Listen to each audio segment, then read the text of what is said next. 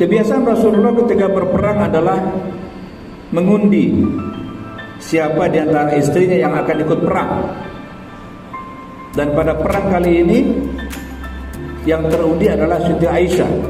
Ini terjadi antara tahun ke-5 dan ke-6 Hijrah, setelah Hijrah, setelah ayat hijab turun, setelah ayat untuk menutup aurat turun.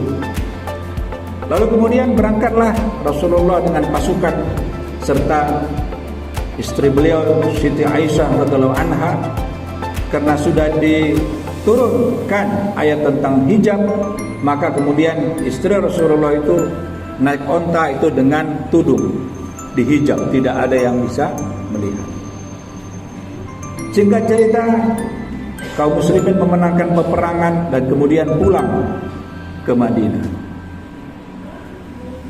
Kemudian di tengah jalan pasukan istirahat dan Siti Aisyah keluar untuk menunaikan hajat. Selesai itu kembali lagi, ternyata Siti Aisyah tidak menemukan kalung yang dia pakai. Siti Aisyah kembali lagi ke tempat tadi mencari-cari. Ketika mencari-cari itulah pasukan kemudian berangkat. Yang membawa, yang menandu Siti Aisyah tidak tahu bahwasanya Siti Aisyah belum kembali ke pasukan.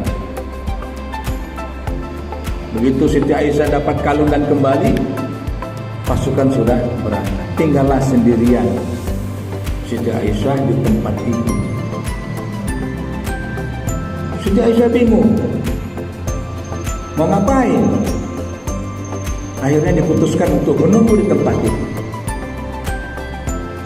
Dan lama menunggu, beliau pun terkantuk dan tertidur.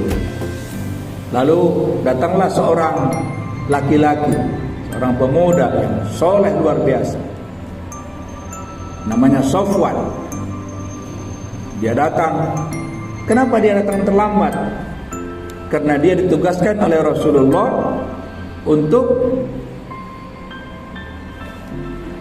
membereskan semua harta-harta perang terangkut, memastikan semua ghanimah itu terbawa, sehingga dia pasukan terakhir, pasukan bersih-bersih sebelum semuanya kembali. Begitu Sofwan datang mendekat, dia lihat, dia kenal dengan Siti Aisyah, langsung dia mengatakan inna lillahi wa inna ilaihi raji'un. Mendengar ini Siti Aisyah kemudian terbangun dan melihat ada Sofwan di situ. Lalu kemudian Sofwan mempersilahkan Aisyah untuk naik ke ontanya, dan dia pun menuntun onta berjalan menuju Madinah.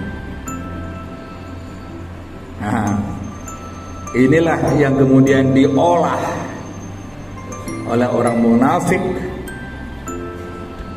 menjadi berita besar. Besar sekali, saking besarnya turun ayat untuk menjawab ini. Apa beritanya? Aisyah berzina dengan Sofwan.